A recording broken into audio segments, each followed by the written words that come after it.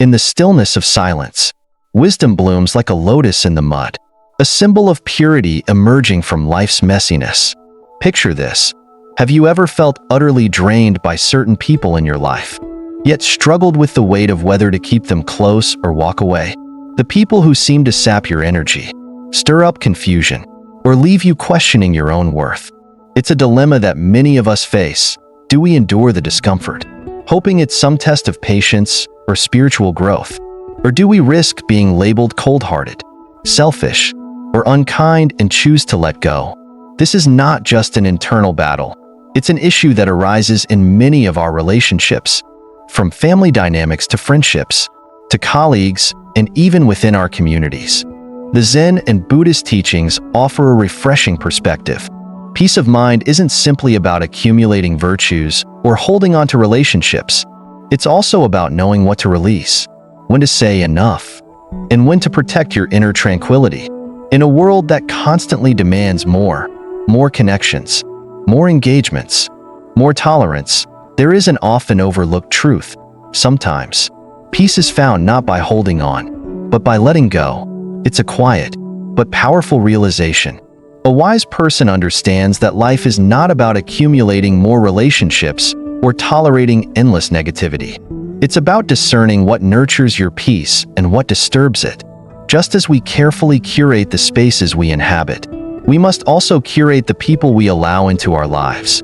So, today, we'll explore two types of people that a truly wise person knows to silently cut off, not out of anger, hatred, or cruelty, but out of a deep understanding of life's impermanence, our own value, and the profound need for inner harmony. These aren't the types of people to argue with or fight against. They are the types we simply allow to drift away. But how do we discern who these people are? And what is the true power in silently cutting them off? This journey begins with a deeper look at the qualities of these two people. One, a manipulator, and the other, a relentlessly negative soul, and how understanding their presence in our lives can lead to profound personal growth. The young monk's journey through manipulation began with subtlety, like a gentle stream that quietly carries leaves along its path. At first, the elder's manipulation appeared as small, inconsequential moments. He would smile, offer kind words, and express concern for the monk's progress, all the while twisting the situation to make the monk feel indebted, questioning his decisions, or doubting his abilities. The elder's words, though framed in a tone of kindness, often carried an undercurrent of control, subtly pulling the monk in directions that served the elder's interests. The monk, eager for enlightenment and deeply committed to his spiritual growth, believed that enduring these moments was part of his path to wisdom. He had heard that the true test of patience and self-control was to endure hardship, that the path to enlightenment was lined with challenges that shaped one's inner strength. The monk, full of idealism, reassured himself that this, too, was part of his spiritual training. Each time the elder manipulated him, he thought, "This is a trial to test my patience, my ability to stay calm, and my resilience." Yet as time passed, the monk began to feel an uncomfortable shift in his being. What once felt like a test of patience started to feel like a drain on his spirit. The manipulations, once easily dismissed as part of the process, began to eat away at his confidence and clarity. He started to feel confused, unsettled, and drained. His thoughts, once sharp and clear, became muddled. The monk began questioning himself. Am I too sensitive? Should I endure more? The manipulative elder seemed to grow stronger with each passing day, as if feeding off the monk's internal struggle. Each conversation with the elder left him doubting his intuition, second-guessing his decisions, and questioning the very essence of his spiritual path. The elder, with his charm and subtlety, twisted every situation in his favor, making the monk feel as though he was the one at fault. His kindness felt hollow, and his actions were always framed in a way that made the monk feel either overly dependent or guilty for asserting his own views. Slowly, the young monk became disconnected from his true self. His sense of inner peace, once so vibrant, began to fade, and with it, his trust in his own wisdom. One evening, the monk, exhausted from yet another encounter with the elder, went to sit by a quiet stream near the temple. The sound of the water flowing over the stones was soothing, and the cool night air brought a brief moment of relief from the turmoil within him. As he sat there, contemplating his frustration and emotional fatigue, his teacher, a figure of calm and wisdom, approached him silently. Without a word, the teacher sat beside the monk and then, in his usual gentle manner, asked, "What troubles you, my child?" The monk felt the weight of his emotional exhaustion and shared his burden with the teacher. He spoke of his growing frustration with the elder's manipulative behavior, how he felt constantly drained and confused. The teacher listened attentively, his eyes filled with compassion.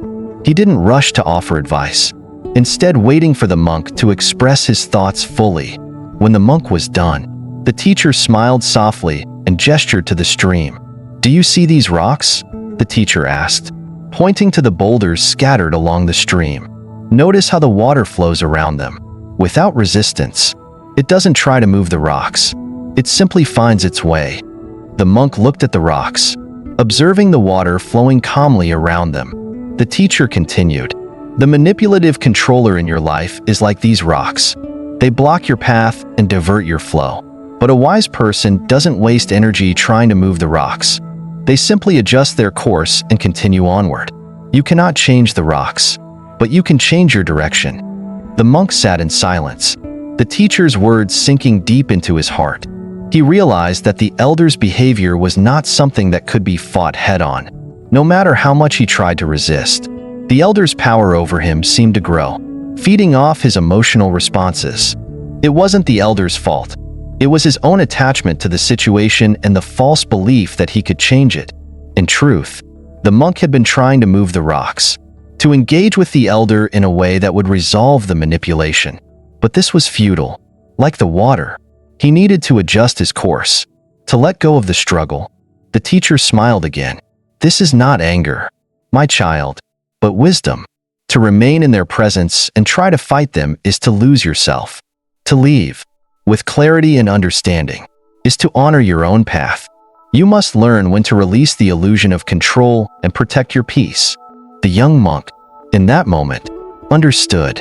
The elder thrived on his emotional turmoil, feeding off his internal conflict. Every time the monk reacted with doubt or confusion, the elder's power over him grew stronger. But the monk's peace could only be reclaimed when he chose to stop engaging with the elder's manipulations. The monk didn't need to confront the elder or challenge his behavior. He simply needed to detach himself from the emotional pull and focus on his own inner peace. Buddhism teaches that true compassion does not mean subjecting oneself to manipulation or allowing others to drain your energy. Compassion is not about enduring suffering for the sake of endurance, but about recognizing the value of protecting your inner peace. The manipulative controller will continue to try to dominate your energy, creating confusion, self-doubt, and emotional exhaustion. But when you step away, not in anger, but with the wisdom of letting go, you free yourself from their grasp. You reclaim your peace, your clarity, and your sense of self.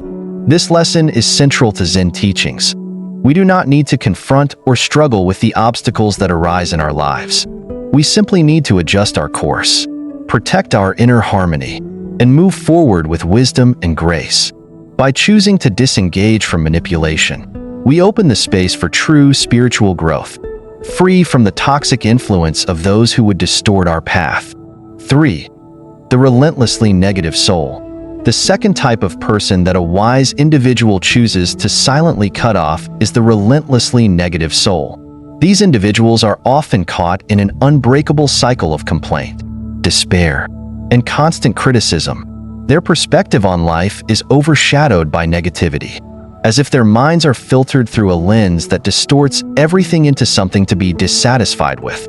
Whether it's the weather, the people around them, or the smallest inconveniences, they are perpetually dissatisfied, always finding fault and never seeing the good in anything.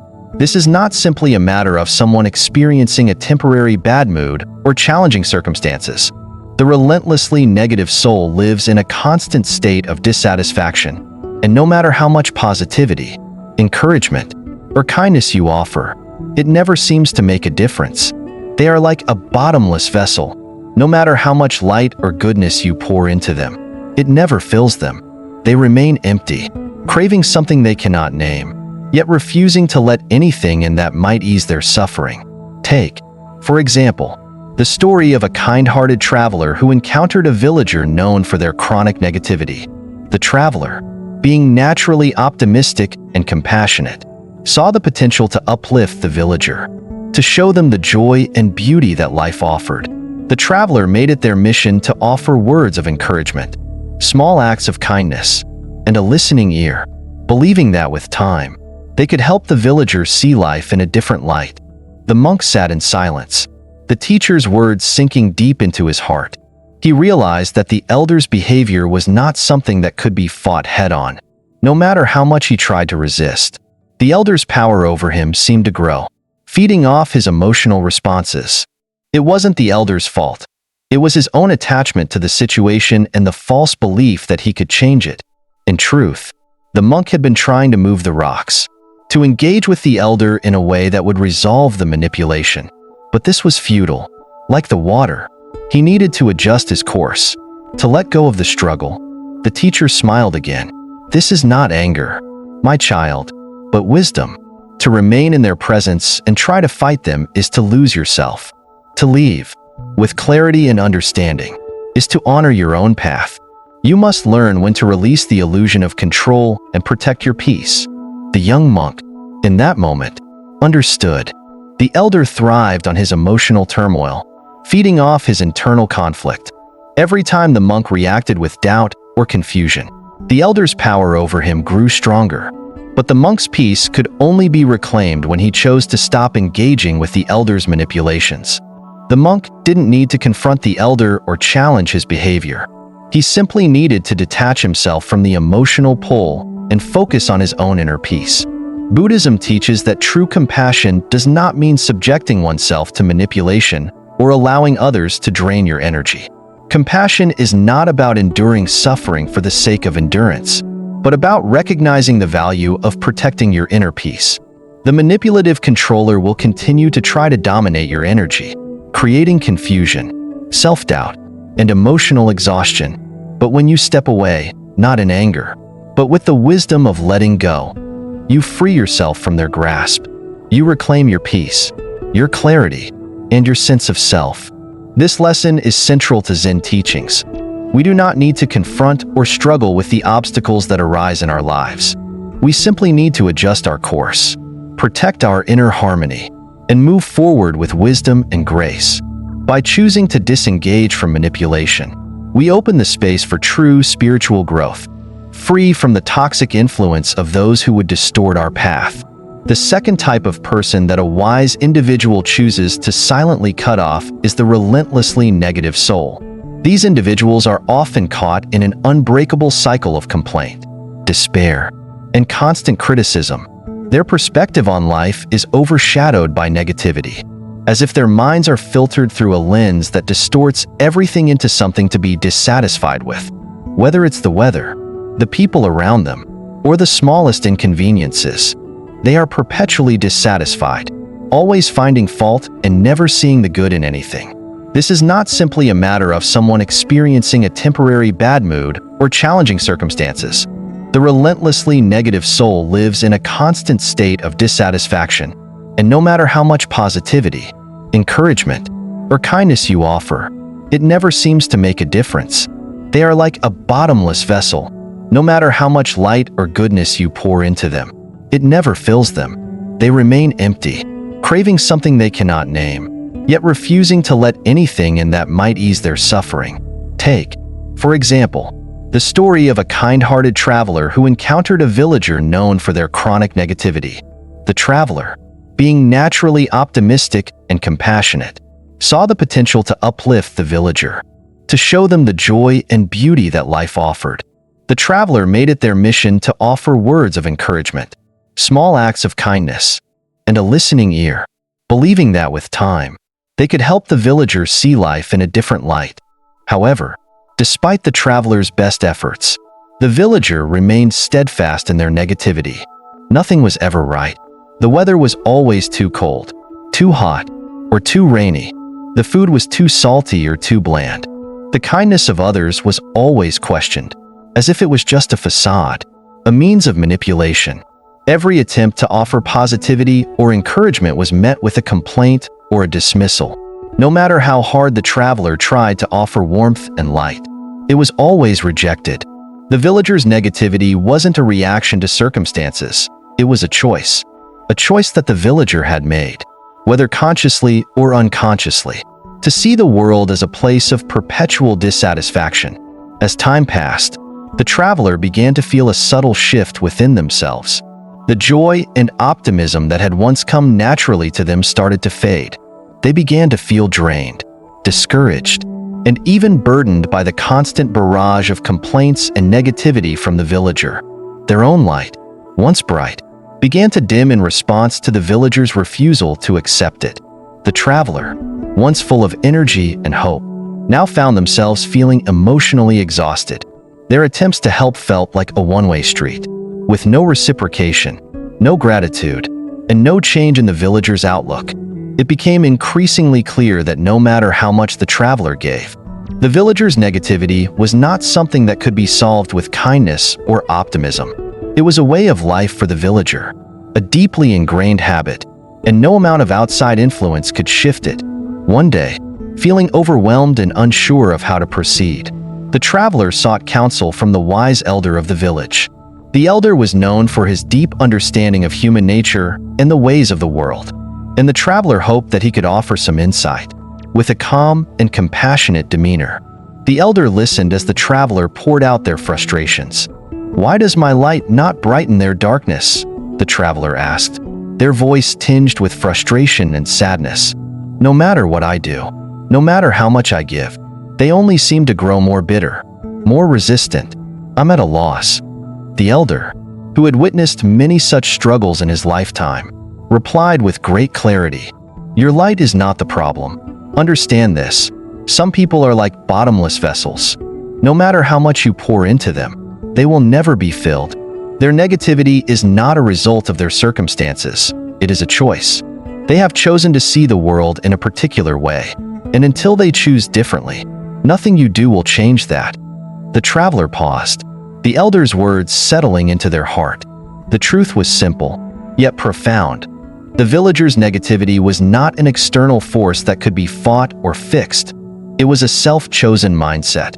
It was a way of seeing the world, one that the villager had cultivated over time. And though the traveler's heart had been full of compassion, the truth was that they could not change the villager's choice for them. The traveler's kindness had been rejected not because it wasn't enough, but because the villager had chosen to live in a state of dissatisfaction. In that moment, the traveler understood that their efforts were not in vain, but they were also not the solution. Sometimes, despite our best intentions, we cannot fix what is broken in another person.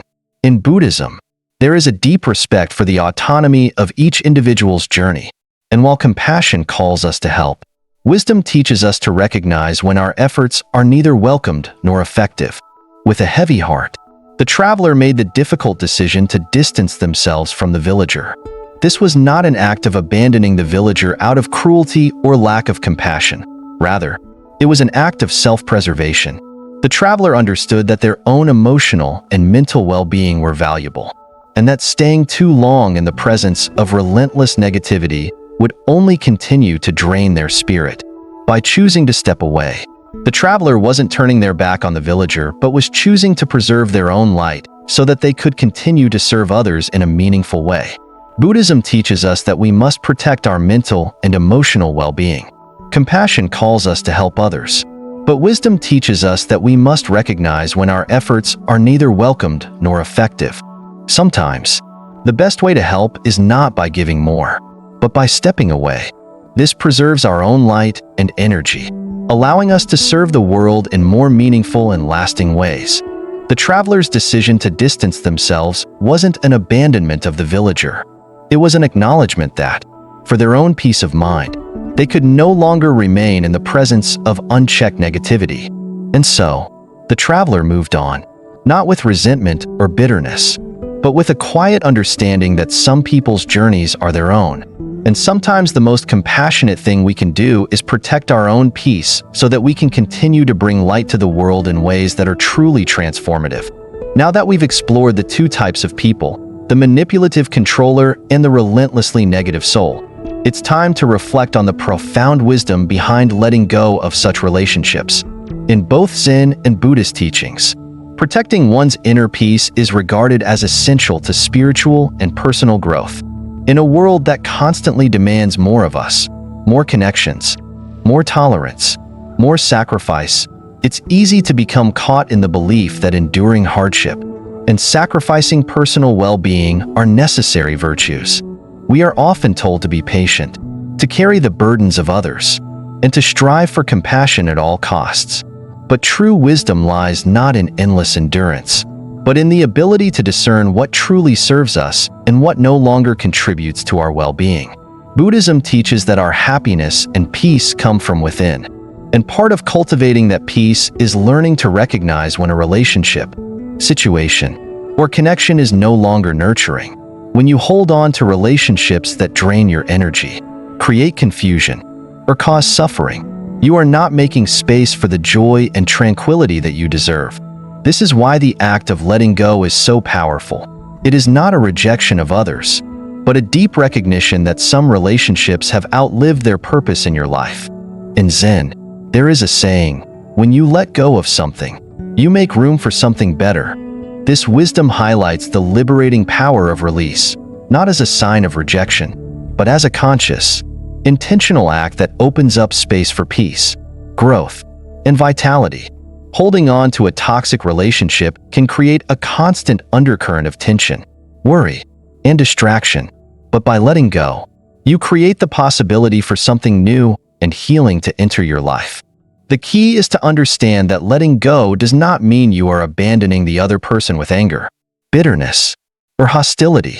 It's not about punishing or condemning them. Rather, it's about acknowledging that the relationship no longer contributes positively to your life and choosing to move forward with clarity and grace. You can release someone from your life without malice, recognizing that their journey is different from yours and that their presence is no longer aligned with your own growth. This wisdom ties closely with the Buddhist practice of detachment. Detachment does not mean indifference or coldness. It's not about shutting yourself off from others or becoming emotionally numb.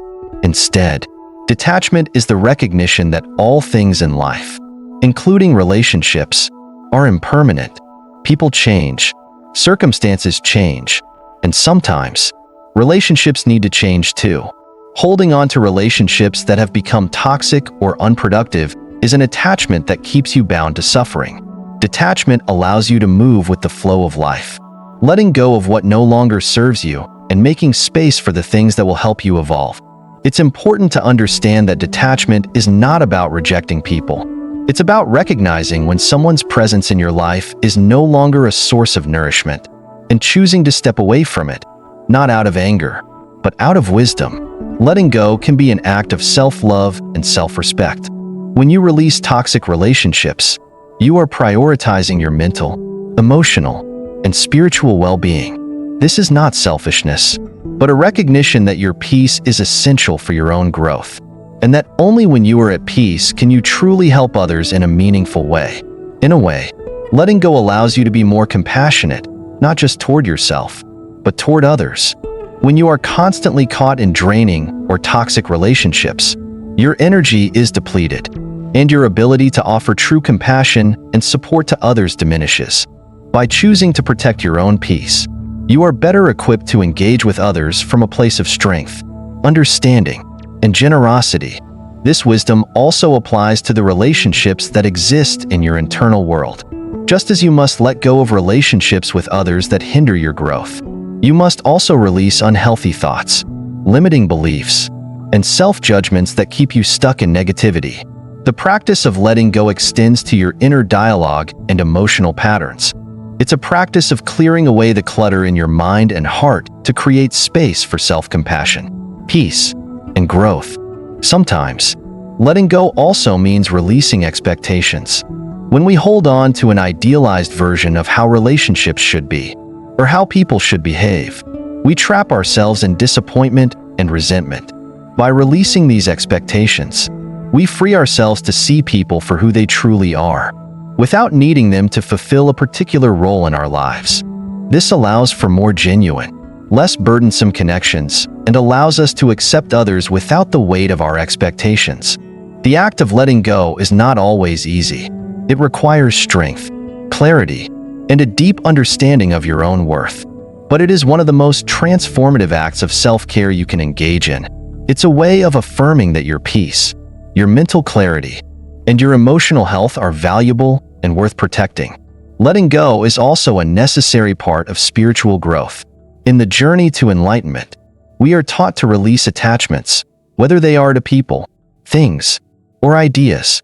Attachment to unhealthy relationships and negative energy is just another form of clinging. When we let go, we are acknowledging the impermanence of all things and embracing the fluidity and flexibility of life. This opens the door to transformation, both internally and externally. In Buddhism, the concept of impermanence is central. Everything is in a constant state of flux, and nothing lasts forever. Relationships, like everything else, are subject to change. Some relationships will naturally fade over time, while others will deepen. The ability to recognize when a relationship has run its course is a mark of wisdom. It is not a failure, but an essential part of the journey toward inner peace. By choosing to let go, you are not rejecting others or acting out of anger. You are simply honoring your journey and making space for what serves you best. In doing so, you create a fertile ground for new opportunities, growth, and a life filled with peace and joy. Through the wisdom of letting go, we learn that peace is not something we find by enduring all circumstances or tolerating every relationship. True peace comes from knowing when to release what no longer serves us and when to protect our own well-being. This wisdom enables us to live more fully, more freely, and more authentically, allowing us to be at peace with ourselves and the world around us. When we choose to let go of toxic relationships, it is an act of deep self-love. It is the recognition that our peace, emotional well-being, and personal growth are precious and deserve to be protected. To begin, it is essential to reflect on your relationships. Which ones leave you feeling drained, confused, or anxious, and which ones nourish and uplift your spirit? Face these truths honestly, listen to your emotions, and trust your inner wisdom. Your feelings are valid indicators of the health of your relationships. Once you've identified the relationships that negatively impact you, it is crucial to set boundaries. In Buddhism, right relationships are those based on right understanding, right speech, and right action. Setting boundaries is not about rejecting someone, but respecting your own needs and ensuring that your energy is wisely spent. Letting go of a relationship doesn't mean hatred. It means honoring your peace. This is how you protect yourself, preventing negativity from invading your inner space. When you begin to let go of toxic relationships, you free up energy that was previously drained by situations and people that no longer serve your growth.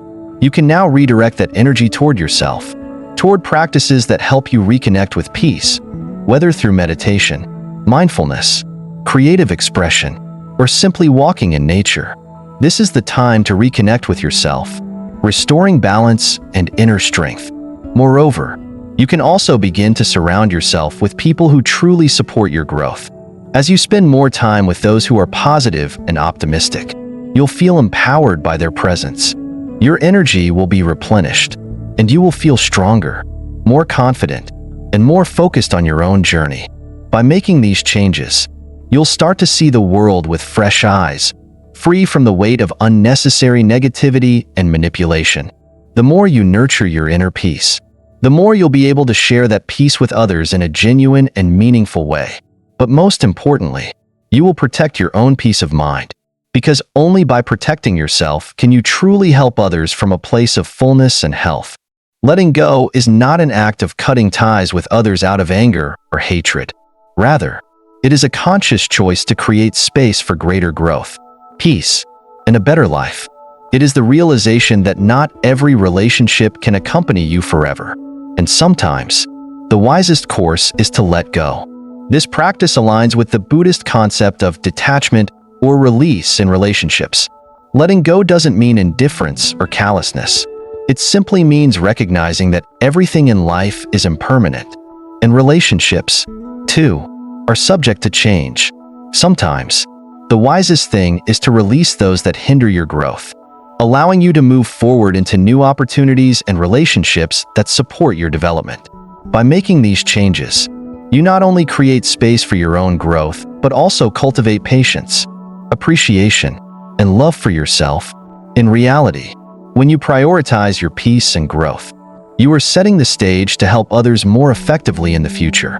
In conclusion, the act of silently cutting off toxic people is not a rejection, nor is it an act of cruelty. It is an act of wisdom, a conscious acknowledgement that protecting your peace is essential for your personal growth. By choosing to distance yourself from the manipulative controller and the relentlessly negative soul, you are not abandoning anyone. Rather, you are creating space for your own authenticity, compassion, and joy to flourish. As Zen wisdom teaches us, true enlightenment is not about the accumulation of more knowledge or experiences. It is about knowing what to release and understanding when holding on causes more harm than good.